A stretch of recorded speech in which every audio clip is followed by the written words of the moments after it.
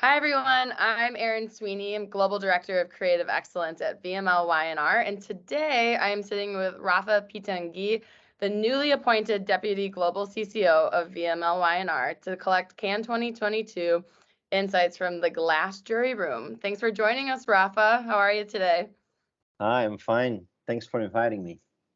Yeah, we're lucky to have you. I'm so glad you were part of the Glass Jury this year, but let's just get straight into the questions, okay? So, how did your jury define what was winning work and what it looked like at the Glass Lions?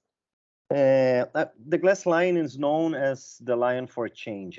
So I think it's fundamental for the idea to really bring in some kind of change. Ideas that are mostly around awareness that couldn't prove how effective they actually were not ideas that were perceived and considered to a shortlist or to a lion. But something that happens in the glass line, which is really singular, is you have a presentation. So sometimes the jury has a point of view, but when the shortlisted presents the idea and presents and defends it, it can really shift the first impression we had. So I think it's a combination of ideas that are able to change the world in a way, and also about the way the team that gets shortlisted presents the work. Okay, good to know. On to the next question. What trends did you identify from the work you saw? Something that happened around some of the most awarded ones, or like financial solutions to different cultural realities. Like, how do you change a tradition? The best way to change it, as it was proved this year, was through financial solutions. So if you want to end child marriage, create a loan. It's only available if your daughter's at school. If you want to create a more equal environment in terms of how the money is used around the house, a bank can create a special finance towards the woman so the man doesn't have all the power and all the money. So it was a lot of banking and financial solutions that try to change traditions of sexism and of machismo. Got it. I know we'll get into that a bit more when we talk about the Grand Prix winner as well. What did you wish you saw more of? And on the contrary, what did you wish you saw less of in the category? I think we were missing like big brands doing really big and groundbreaking work. I think most of the work that was really impressive came from brands that are not this big or not global. So I think it's important for the major brands to also engage in causes related to gender issues, because we kind of miss those big brands being represented there. Understood. Is there anything, any type of work you saw like consistently you wish you saw a little less of in the category? I think we missed a bit the match between what the product really delivers and the cause that it is facing. Sometimes we had a product that has really nothing to do with the cause that it was trying to present a case against. So I think the fit between what the product really delivers, what the brand really delivers, and why the brand is there supporting that cause was something that we missed. Some of the work seemed a bit opportunistic. Yeah, I think it goes back to something a lot of the jurors have been talking about. It has to foundationally answer, all of the glass requirements, and you can kind of spot out when something's forced into it. Mm-hmm. Totally. So next question, why do you think Datatiendo won the Grand Prix in the Glass Lions?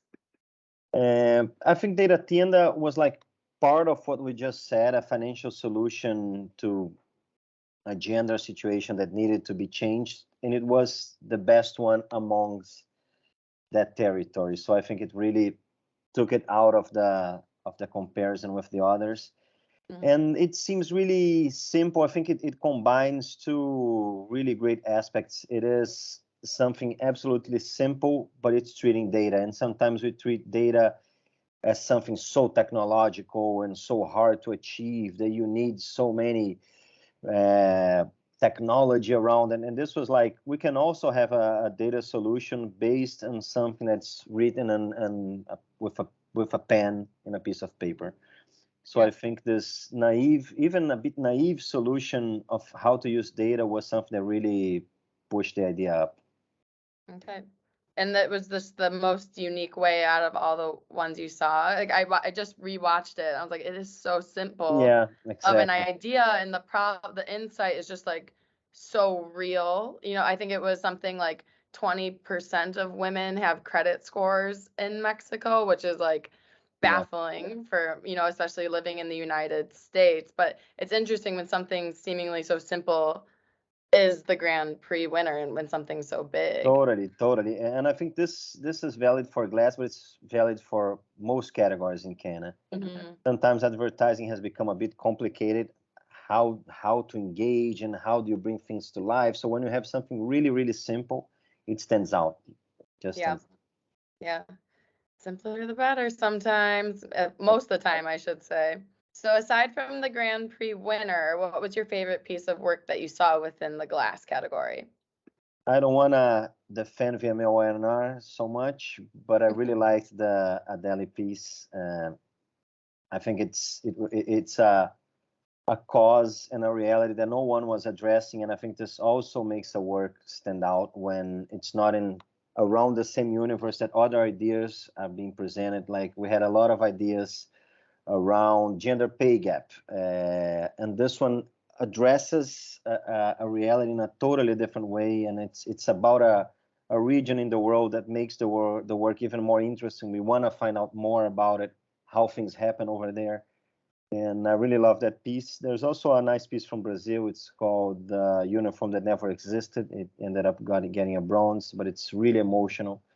So the glass category is about emotions. Of course, there's a rational decision, but the matters are so deep and so profound that the jury gets really touched. So whenever I have a piece of work that's able to really touch the jury profoundly, it ends up in a way being selected.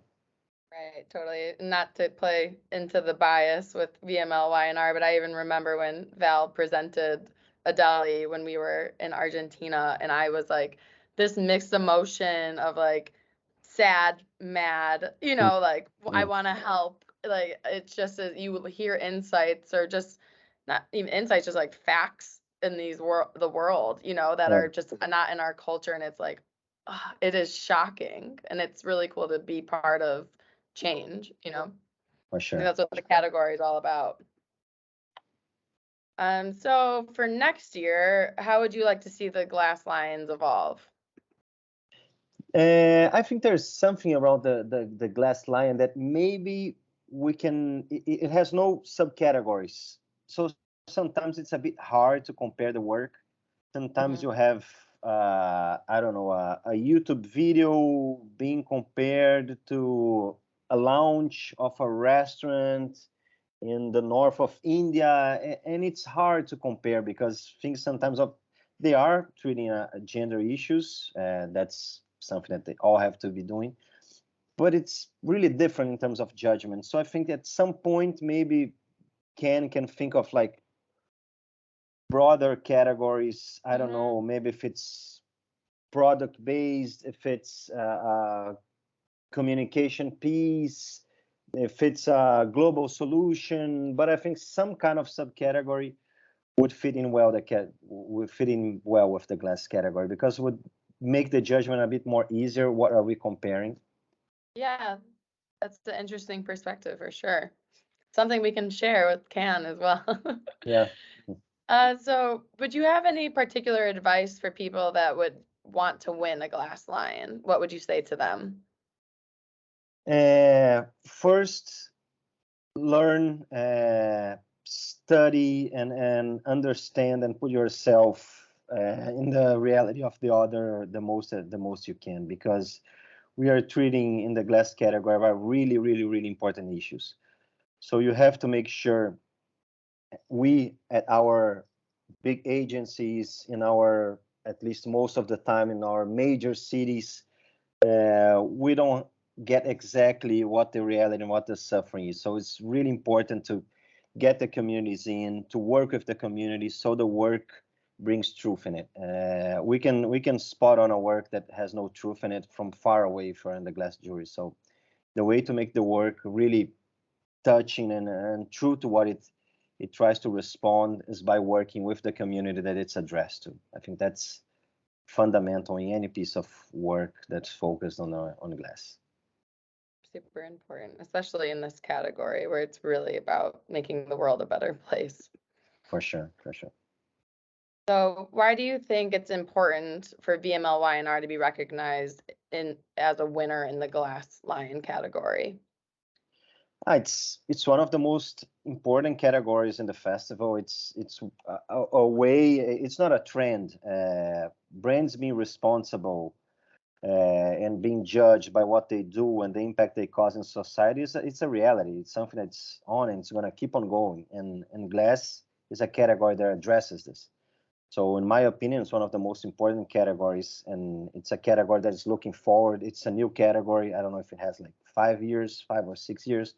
So it's a new category. It's a category that's not based on a criteria from the past. It's a category that's looking forward, that gives more responsibility to the roles of brands.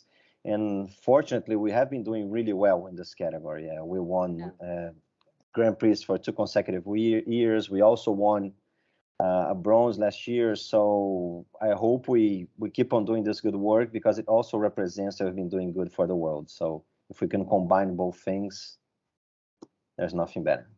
Yeah, couldn't agree more. There's a certain kind of pride that comes with winning a Glass Lion, let alone a Grand Prix. It's a pretty incredible feat for us, and very proud of those wins. But last but not least, do you have any tips and tricks that you maybe have learned or taken away from inside the glass jury room that you would just want to share with anyone listening in for our future success? 2 tips. Maybe one is around the way of thinking and the role that brands can have relating to gender issues, is knowing there are so many different causes that can be addressed out there. We don't have all to focus on the same territories, on the same space.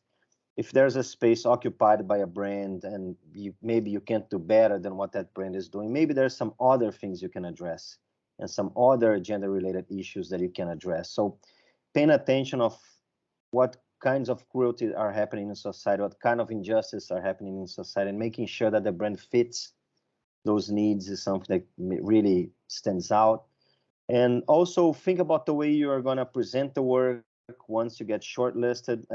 That's a presentation that really needs to touch the jurors' hearts. And it's about bringing numbers, but it's also about bringing in some deep emotions.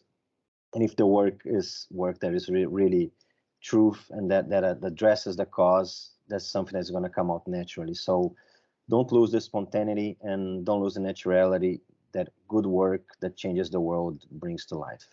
Yeah, I think it's important for us to bring the passion and display the collaboration, in those presentations, especially. That's for certain.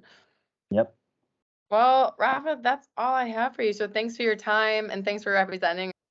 Well, thanks to you for having me. I've been there in different spaces, presenting work live, defending work virtually, being in the glass jury. So if there's any other way I can help, just let me know. I'll be here. Absolutely. We're lucky to have you as one of our experts. And then for anyone tuning in, please be sure to check out all of our Insight interviews on our Creative Excellence YouTube channel. But that is it for Rafa and I. So thank you. Thanks, All right. Rafa. Thanks, everyone. Bye-bye.